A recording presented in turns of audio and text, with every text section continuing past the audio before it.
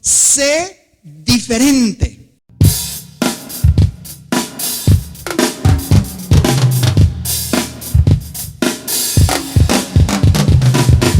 Sé diferente al mundo. Y el mundo muchas veces se encarga de exigirnos esa diferencia. ¿Se ha escuchado usted alguna vez la expresión, dizque cristiano, dizque va a la iglesia? Porque el mundo exige, demanda, reclama, pide a gritos que la iglesia tome su lugar. Si lo pide Dios, lo necesita el mundo. Un grupo de gente, no de una élite superlativa que se cree en la última Coca-Cola del desierto, sino personas que podamos reflejar el carácter de Jesús. Que cuando Cristo caminaba, todos se agolpaban para escucharlo. Que al menos en nuestra casa, que al menos en nuestro trabajo, la gente al notar la diferencia pida consejo, haga preguntas, necesite, y en medio de esa necesidad pidan oración, porque para esto fuimos llamados nosotros, para ser diferente. Esa es la invitación que nos hace Dios siempre que nosotros nos acercamos a Él. Dios ha pedido de sus hijos que marquemos la diferencia. Por eso sé diferente resume en alguna medida cuál es el llamado de Dios: a brillar por el evangelio, a brillar por el poder del Señor. Pero eso se consigue, eso se alcanza cuando hay una fe diferente. Lo que distingue a los hijos de Dios precisamente es nuestra fe. Muchas personas en el mundo oran, mucha gente ama, mucha gente, son buenas personas, muchas personas hacen cosas buenas, pero no necesariamente caminan con Dios, no necesariamente conocen al Señor. Como en una oportunidad Pablo llegó a Atenas. Yo no sé si usted sabía que Pablo llegó en una oportunidad a Grecia, y dice la Biblia que habían una cantidad de altares, y que cuando Pablo lo vio, dice literalmente que su corazón ardía dentro de él, viendo la ciudad entregada a la idolatría. Y dice que él, cuando se puso a mirar en las plazas de Grecia, habían una cantidad de altares. Ustedes saben que hay dioses para todo, ¿no? En los romanos, en los griegos. ¿Cuál es el dios del vino? Taparroja, ¿cómo es que es? Caucano, ojo con eso. ¿Cuál es el dios del vino? Bueno, Baco o Dionisio, al fin qué, dependiendo si es romano o si es griego, ¿no? Y le tenían dioses al sol, a la luna, a la fertilidad, por si acaso a la guerra. Y en medio de todos esos dioses pusieron un altar vacío y decía: al Dios no conocido. O sea, tenían tanto temor, o más bien tanta necesidad de Dios, que eran como en la película de la momia. ¿Se acuerdan de la película de la momia? ¿Quiénes vieron la película de la momia? Ay, no, estaban orando pues, estaban leyendo la Biblia, pastor. ¿Se acuerdan que hay una escena donde viene un monstruo detrás de uno de los guías de la película, y él tiene una cantidad de cadenas? Tiene una cruz, pero también tenía una estrella de David, pero también tenía la media luna del Islam, y tenía de cada dios, de cada religión, un símbolo, a ver cuál le servía, ¿sí? Entonces los griegos tenían ese grado de necesidad de Dios. Pero lo que nos distingue a nosotros ciertamente es nuestra fe. Debe ser lo que nosotros creemos. Y la verdad hay que decirla, y la realidad hay que describirla. Y es que uno de los pueblos que menos conoce el libro sagrado que rige su fe es el cristianismo. Desafortunadamente, usted encuentra que en muchos hijos de Dios no hay un pensamiento bíblico. Muchas personas afirman creer en Dios, pero les sucede como a los griegos, porque adoran al Dios no conocido. Y sería muy lamentable, sería muy triste que usted y yo, siendo llamados a una fe diferente, no conociéramos a nuestro Dios. Pero miren lo poderoso de conocer a Dios. Y es que cuando nosotros nos unimos a Él, de nosotros empiezan a brotar reacciones sobrenaturales, reacciones diferentes, reacciones distintas a lo que se supone que es lo normal. Por ejemplo, si a usted alguien lo insulta en la calle y le hace la señal universal del desagrado, ¿sí? ¿Usted sabe cuál? No lo vaya a hacer. ¿Sabe cuál es el símbolo internacional del desagrado? ¿Qué es lo más natural? Lo natural, lo normal es, como dijo el profeta, creo que fue Pastor López, el Pastor López, ¿se acuerdan? Golpe con golpe, yo pago, pero beso con beso devuelvo. Y miren lo que dice él, que fue sincero, digamos. Esa es la ley del amor que él aprendió. Pero cuando una persona conoce el evangelio y va descubriendo el corazón de Cristo, tiene reacciones diferentes. Lo dijo el Señor en Lucas capítulo 6, versos 27 al 35. Usted encuentra cuál es el llamado del Señor a ser diferentes, a amar y a pensar y a vivir con un pensamiento escritural, pero un pensamiento, una vida espiritual. Miren lo que dijo el Señor Jesús. A ustedes los que oyen, les digo, amen a sus enemigos. Yo pregunto, ¿es natural amar a los enemigos? No, no es natural. Amar a los enemigos, de hecho, es sobrenatural.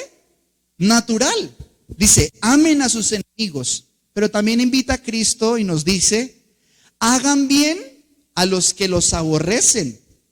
Yo no sé si usted alguna vez ha sentido que alguien como que lo mira con desprecio, que lo tiene entre ojos, en el trabajo, tal vez en el estudio, desafortunadamente a veces hasta en las casas. Pero dice el Señor que nuestra reacción sobrenatural, semejante a nuestro Dios que es sobrenatural, es bendecir a los que nos maldicen, orar por los que nos calumnian. Dice, si alguno te hiere en una mejilla, preséntale también la otra. O sea, no dice quédese quieto para ver si él le da, dice preséntesela, o sea, póngasela. Y lo curioso es que cuando una persona golpea, generalmente golpea primero con la mano más fuerte, ¿sí o no? Por ejemplo, si una persona le va a pegar una cachetada en una mejilla, golpea, si es diestro, con la mano más fuerte para infligir el mayor daño. Entonces, si pega con la más fuerte y usted le pone la otra mejilla, ¿a qué está obligando a esa persona? A que le pegue con la otra mano. Y si le pega con la otra mano, le devuelve el golpe, o sea, golpea la segunda vez con la mano más débil. Porque el amor de Dios expone la debilidad en los demás. Cuando Cristo murió, cuando el Señor expira y tiembla la tierra y se oscurece el cielo, si ustedes notan en la Biblia aparece un soldado romano. Y dice la Biblia que ese hombre, al ver que habían asesinado a un hombre santo, limpio y perfecto, dijo ese soldado romano, un asesino, dijo, ciertamente este era el Hijo de Dios. Y dice que todos se fueron para su casa dándose golpes de pecho, compungidos en sus corazones. Porque mis hermanos, cuando respondemos con amor, siempre exponemos la debilidad de aquellos que nos lastiman. Y eso es una reacción sobrenatural. No es natural, sino devolver el golpe. Pero dice, a cualquiera que te pida, dale. Y al que tome lo que es tuyo, no pidas que te lo devuelva. Como quieran que hagan los hombres con ustedes, así también hagan ustedes con ellos. Porque si aman a los que los aman, ¿qué mérito tienen? Porque también los pecadores aman a los que los aman. Imagínense, la Biblia describe que no hay ningún mérito en amar a los que nos aman. No es nada sobrenatural. ¿Por qué? Porque lo más natural es amar al que nos ama, ¿cierto? Uno a qué referente tiene en la familia. Uno a qué persona le cuenta sus secretos. Uno por quién ora. Uno ora por las personas que uno sabe o que uno siente que le están amando. No es nada maravilloso porque estamos de hecho diseñados biológicamente, espiritualmente, para amar, para expresar gratitud ante los que nos aman. Pero una reacción sobrenatural es la que brota cuando la semilla de Dios, cuando el amor de Dios ha crecido en nuestros corazones. Dice, los pecadores hacen exactamente lo mismo. Y debemos entender precisamente que por nuestro diseño, Dios ha reservado cosas diferentes, tesoros especiales, cosas nunca antes vistas. Dios nos llamó a tener reacciones diferentes porque Él diseñó una variedad de cosas que nunca serán vistas sino por aquellos que aman de una manera diferente. Cuando nuestro amor no es un amor solamente natural, sino que nuestro amor es sobrenatural. Ser herido por el jefe, ser maltratado por el padre, por la madre, ser abusado por un familiar, ser estafado por un socio de confianza, ser ultrajado por un líder de la iglesia, demanda una respuesta natural. Pero los hijos de Dios en la prueba de la fe se distinguen porque nuestra reacción nunca ha sido vista. El Señor dijo precisamente en la Escritura, el Espíritu Santo nos ayuda a entender en 1 Corintios 2, del 9 al 10, con estas palabras. Dice, antes bien como está escrito, cosas que ojo no vio, ni oído oyó, ni siquiera han subido al corazón de los hombres, son las que Dios ha preparado para los que le aman. Muchos peces que están en el fondo del mar, llenos de colores y de formas maravillosas, nunca nadie los verá. A mí me asombra la sobreabundancia de la riqueza del poder de Dios, que hay flores que nunca ninguna persona las va a ver y aún así florecen. Hay animales en los bosques, insectos que ni siquiera han sido descubiertos por el hombre. Ningún hombre los ha visto. Ninguna persona ha descubierto una hierba que es diferente a todas las demás. Y me asombra, me aterra que siendo la Tierra, solo el planeta Tierra, tan pequeño en comparación con el universo, haya una cantidad de cosas que nunca serán vistas. Personas que usted y yo nunca vamos a conocer. Pero dice la Escritura que los que se atreven a amar sobrenaturalmente, a perdonar al que les lastimó, a orar por los malos, por los malvados, dice que Dios tiene algo reservado. Y ciertamente no es rutina, ciertamente no tiene nada que ver con la religión. Tiene que ver con la abundancia de su corazón. Porque nunca se nos olvide esta verdad. Hay cosas nunca antes vistas para nosotros. Por eso es necesario que la vida sea eterna. Porque no nos va a bastar. No nos va a bastar 100, 1000, 10,000 años para conocer la riqueza del corazón de Dios, la grandeza de su sabiduría. No nos va a alcanzar. Uy, no, yo ya conozco a Dios. Uy, no, yo me sé 5 versículos. Cosas que ni ojo vio ni oído escuchó son las que Dios ha preparado. Pero también en relación con lo que Dios clama por su diseño en nosotros, es una gratitud inesperada. Una de las cosas que ciertamente nos distinguen como hijos de Dios, sí o sí, es la gratitud. Y lo más tremendo es que ninguno de nosotros ha visto a Dios. Pero entre más fe, una cosa te digo, más gratitud hay. Entre más yo puedo ver y puedo entender con mi fe toda la grandeza de la gloria del amor de Dios, si yo creo lo que pasó en la cruz, eso me estalla en mi conciencia y solamente puedo decir gracias. No puedo vivir de otra manera sino para agradecerle al Señor. Y mi vida es transformada cuando recibo una inyección de fe, cuando recibo el efecto colateral de esa inyección, que es la gratitud. Vea, una persona desagradecida mira siempre al suelo, cree que no hay nada diferente, ya lo he visto todo en las redes sociales, sube y sube y sube, ya esto ya lo vi, ya lo escuché, eso no es nuevo para mí. Y una persona insensible es una persona desagradecida. Para mí, una de las peores ofensas que puede haber y de las peores expresiones en medio de la rabia es cuando una persona, vida y no sé qué, y le ponen otras palabras, ¿no? Para mí eso es un exabrupto tan enorme, para mí eso es una ofensa tan grande, porque ciertamente la vida que Dios te dio, la vida que Dios te permitió, es demasiado hermosa y grande, pero aún así este mundo es lo peor que van a vivir los cristianos. Este mundo es lo mejor que van a vivir los incrédulos. No va a haber nada mejor que este mundo para los incrédulos, pero no va a haber nada peor que este mundo para los que creímos en Jesús, pues Él prometió una vida eterna y la fe despierta una gratitud inesperada.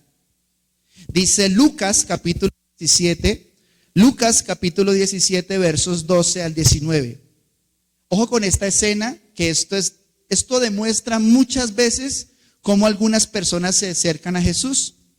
Dice que Él entró en una aldea y le salieron al encuentro 10 hombres leprosos, los cuales se pararon de lejos y alzaron la voz diciendo: Jesús, Maestro, ten misericordia de nosotros. ¿Estaban cerca o estaban lejos? ¿Estaban lejos? ¿Por qué estaban lejos? Pues porque eran leprosos y los leprosos tenían que ser separados. Esos sí que eran diferentes, hasta olían diferente. Pero mire lo que hizo Jesucristo, que es la máxima expresión de una fe diferente. Es el autor y consumador de la fe. Dice que cuando Él los vio les dijo: vayan y muéstrense a los sacerdotes. Y aconteció que mientras iban fueron limpiados. O sea, mire lo que dice la Biblia en una frase. Les presento a Jesús: gente inmunda, gente sucia, gente cochina. Y les dice: vayan a los sacerdotes, vayan al templo, y describe que ellos en cada paso que iban dando no se les caía la piel muerta y podrida, sino que empezó la vida de Dios, porque ellos creyeron a la palabra. Vino Jesús y habló la palabra y entró vida en ellos. Entonces empezó a ser derrotada la muerte. La lepra se pudrió, lo que pudría su piel, ahora fue podrido. Dios es el destructor de los destructores. Amén. Ninguna arma forjada contra nosotros prosperará, dice la palabra. Y ellos fueron limpiados. Entonces, hasta ahí la historia está bonita, ¿no? Oh, qué milagro, oh, aleluya. Pero dice: entonces uno de ellos, viendo que había sido sanado, volvió glorificando a Dios a gran voz y se postró rostro en tierra a sus pies, dándole gracias. Y este era samaritano, ni siquiera era judío. Respondiendo Jesús dijo: ¿no son 10 los que fueron limpiados y los otros 9? Mire lo tremendo de esta escritura. Señor sanó a 10. ¿Y ustedes creen que el Todopoderoso, que conoce pasado, presente y futuro, sabía lo que había en el corazón de esos hombres? Pero ellos, después de cualquier gran enfermedad, ¿uno qué haría? Después de una gran enfermedad uno sale gritando y feliz y contento. Pero 9 se fueron a celebrar la victoria que tuvieron sobre la muerte. Pero uno solo volvió a agradecer a la vida, a expresar una gratitud inesperada para los hombres, pero esperada por Dios. Quiero que usted sepa que Dios sí que espera su gratitud, que Dios sí que espera que usted tenga un fruto, que usted tenga una respuesta, un compromiso. Mire, cuando mucha gente estaba en el mundo, pedía la botella más cara, pero va a comprar una Biblia, ¿y cuál escoge? $20,000 una Biblia. Uy, no. Venga, y esa que está ahí. No, esa es solo el Nuevo Testamento. Uy, me suena. ¿Cuánto? $10,000. ¿No tiene un Evangelio de Juan por ahí de pronto? Que con ese yo busco los salmos, yo oigo predicaciones de YouTube, pero no premium, ¿no? Pero hay mucha gente que no puede dejar de expresar gratitud.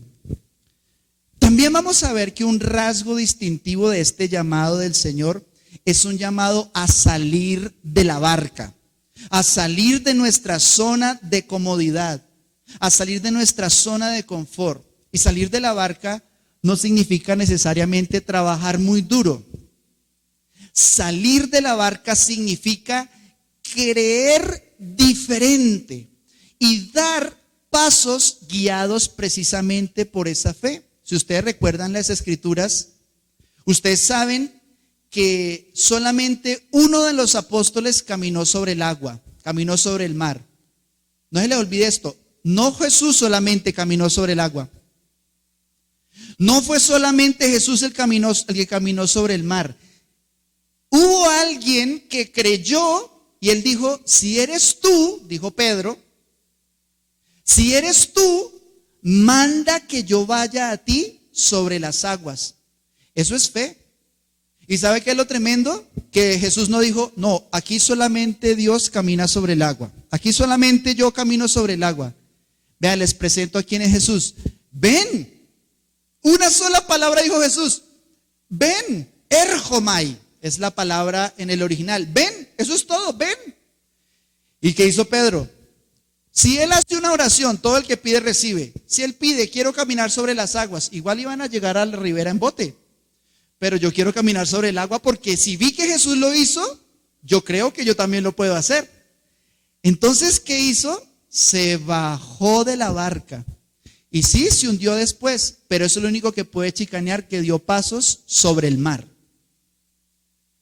Porque el que se baja de su zona de confort y de su miedo, y el que va conociendo a Jesús, se atreve. Baja de la barca, no tiene temor y sabe que puede depender de Dios, porque aunque se hunda, Jesús le extiende la mano. Les presento a Cristo, aquel que te anima a creer, que te enseña la fe, que te da los pasos, que te da la mano, que te da la orden, que te da la palabra, te recibe. Pero cuando te hundes, dice, hombre de poca fe, ¿por qué dudaste? Y no lo cogió del pelo y lo hundió más para que sepa lo que es la incredulidad y la duda. No, le dio la mano, porque es que Él es bueno. Él es bueno. Amén. ¿Sí es bueno o no es bueno el Señor? Entonces, salir de la barca es algo que hace un apóstol, porque ¿cuántos eran? 12. Pero ¿cuántos caminaron? Ahora no pensemos en cuántos caminaron. ¿Cuántos no caminaron? Yo pregunto, ¿a usted le gustaría dar este tipo de testimonios? Uy, María Magdalena, venga, le cuento. Venga, le cuento. Uy, usted viera lo que pasó. Estábamos cruzando el lago de Genezaret. Imagínese, ya ahí en el mar de Galilea y estábamos, no sé qué, hay la multitud y Él nos mandó adelante. Imagínese que Pedro caminó sobre el agua. Uy, ¿verdad? Uy, no me diga. Uy, porque María Magdalena sí como que le gustaba replicar las noticias, ¿sí? Entonces, resulta que llegó Pedro. ¿Ustedes imaginan cómo sería? Permiso. Porque aquí va a entrar el que caminó sobre las aguas. Bueno, eso harían alguien chicanero, ¿no? Porque podrían decirle, pero también se hundió, ¿no? Pero Jesús me salvó. Entonces, salir de la barca es algo que hace un discípulo. Pero es necesario entender que también como pueblo somos diferentes. Que somos un pueblo diferente, precioso y delicioso a los ojos del Señor. Primera de Pedro, capítulo 2, versos 9 y 10, dice de esta manera. Préstame mucha atención, iglesia, porque esto es lo que Dios ha dicho de nosotros. Dice así: mas ustedes son linaje escogido, real sacerdocio, nación santa, pueblo adquirido por Dios. ¿Para qué? ¿Qué es lo que nos hace distintos? No es solo nuestro linaje, no es solo que somos una nación santa, que somos un pueblo que aunque ha sido perseguido por los siglos, permanece en pie, sino que lo que nos distingue es esto. Dice, para que anuncien las virtudes de aquel que los llamó de las tinieblas a su luz admirable.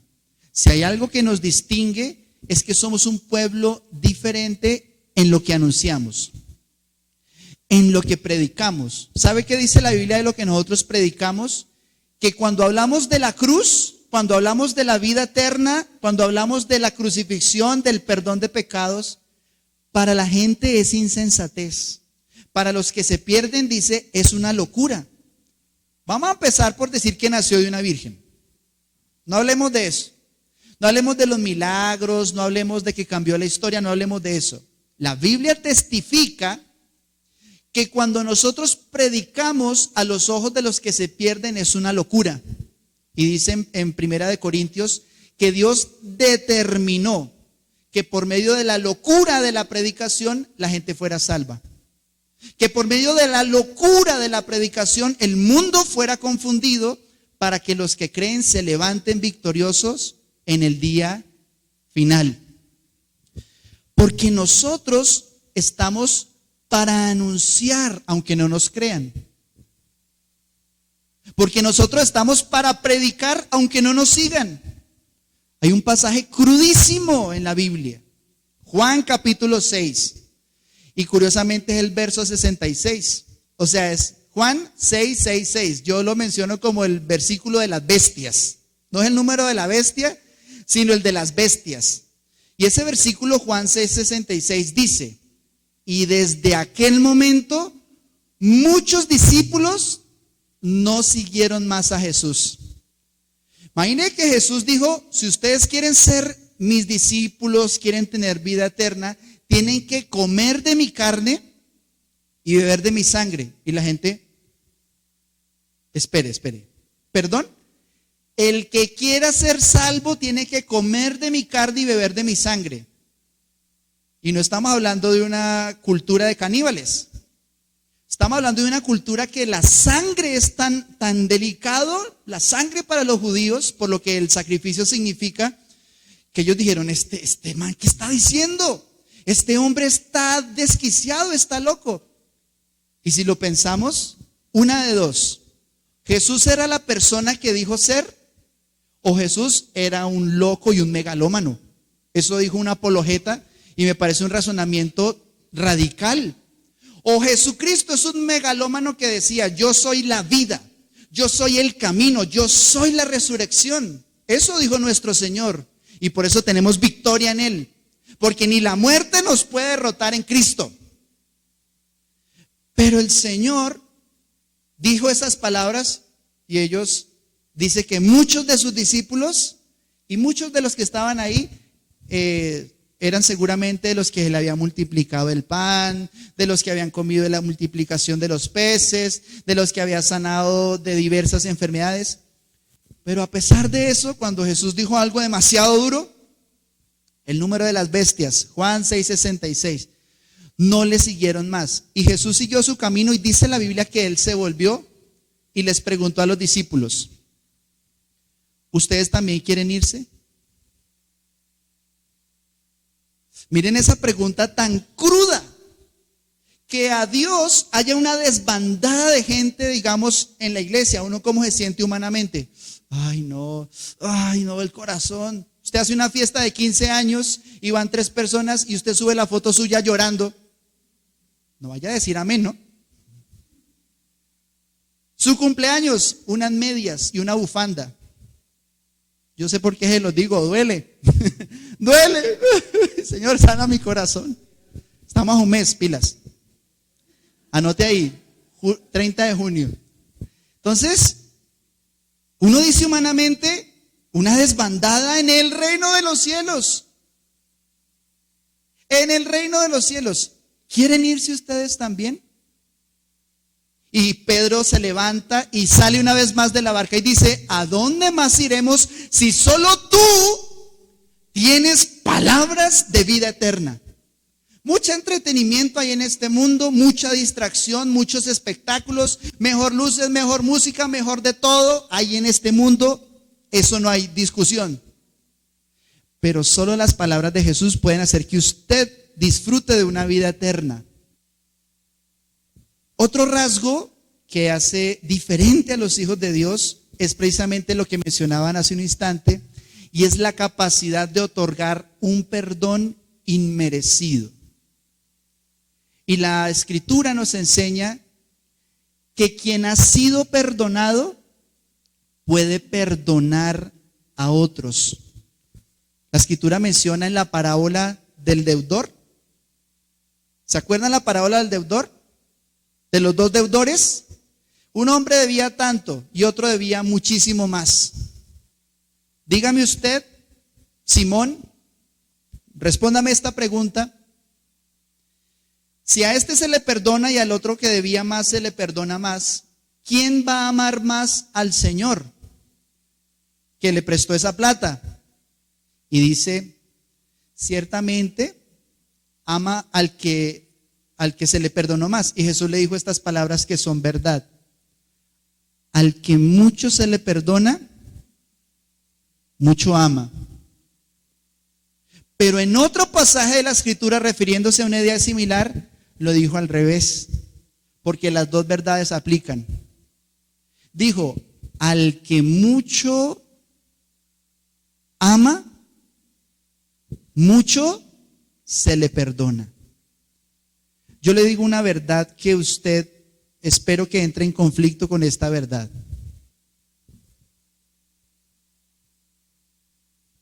Y es que si usted sigue reteniendo el perdón a algunas personas, usted no va a poder disfrutar completamente de lo que significa estar en paz con Dios. No que no lo estés. Repito, no vas a poderlo disfrutar plenamente.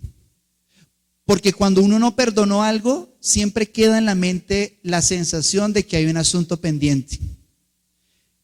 Pero lo dice el Padre Nuestro. No me diga que usted no le enseñaron a rezar en tercero de primaria o antes. Perdona, ¿qué? ¿Perdona qué? Nuestras ofensas, o como dice también en Lucas, nuestras deudas, como nosotros perdonamos a nuestros deudores. Una vez me fui a hacer una visita a una señora amargada. Yo la amo, pero ella estaba amargada ese día. Ella tiene una voz muy chistosa, ella es de otra ciudad. Y ella habla así muy, muy suavecito, muy pequeñito. Pero era muy chistoso verla brava y con esa voz. Ay, no, pero es que ella me dijo no sé qué. Y yo le dije: bueno, usted, mamita, venga para aquí. ¿Usted es una hija de Dios? Sí, pastor, yo soy una hija de Dios, decía ella. Yo le pregunto: ¿usted ha ofendido al Señor? Pues sí, usted sabe que uno no es perfecto. Ay, porque para juzgar a los demás somos unas. Ay, de mí ten misericordia, a él sí trata lo duro. Mamita, ¿usted quisiera que Dios la tratara cómo? ¿Como usted está tratando a su hermana por lo que dijo? Entonces se puso a llorar.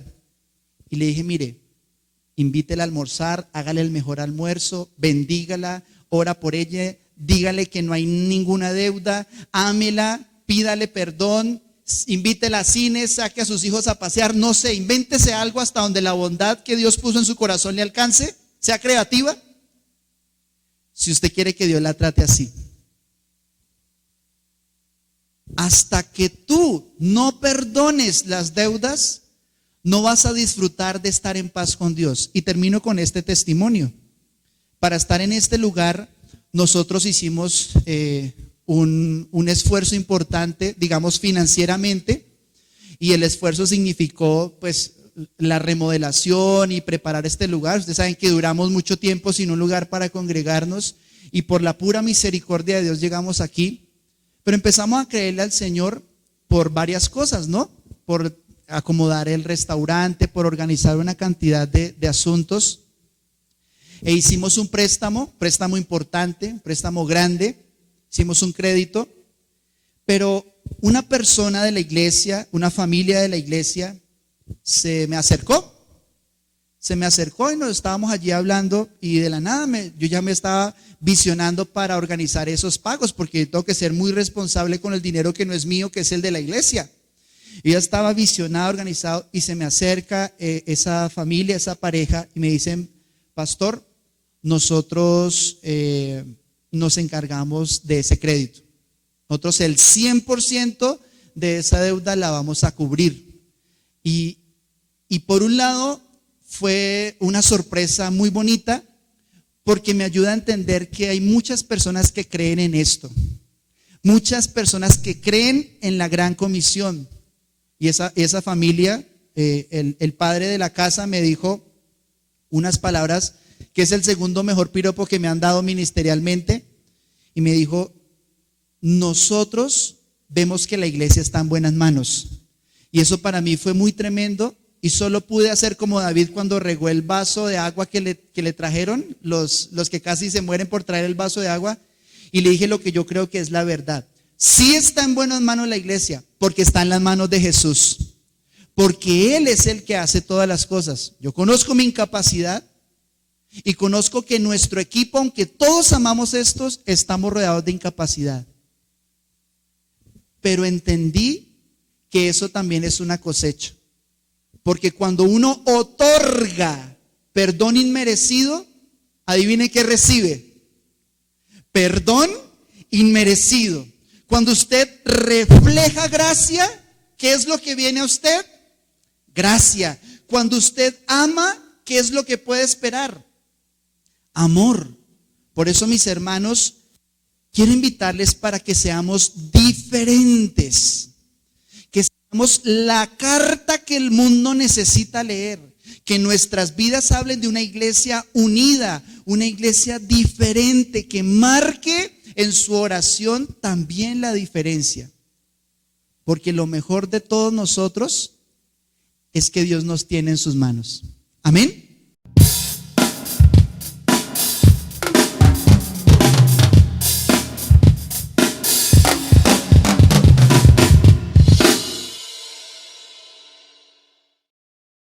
Ven a la iglesia, sé la iglesia.